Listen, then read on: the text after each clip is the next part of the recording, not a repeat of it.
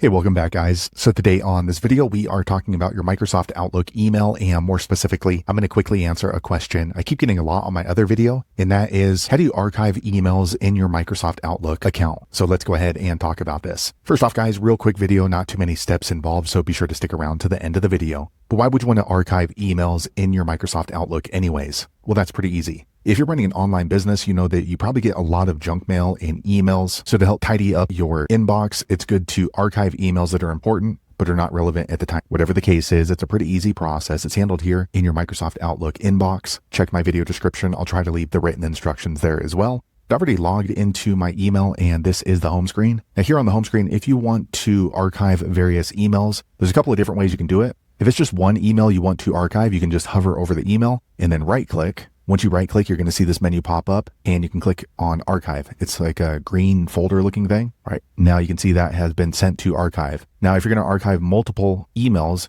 you can go ahead and check these boxes next to the emails. All right. Once you've chosen all of the emails you want to archive, off to the right, you're going to see this menu. You want to click on move, and then you can click on archive. So that way these emails are not going to be clogging up your inbox, and you can still reference them later if you need data out of that email. So there you have it, guys. If you're wondering how to archive emails in your Microsoft Outlook inbox, that's the easiest way I know how to do it. If you know an easier way, be sure to leave a comment below. Let the rest of us know how you did it. Hopefully you found that video useful. If so, click thumbs up or maybe consider subscribing to my channel, and I hope to see you on the next video. Thanks again for watching.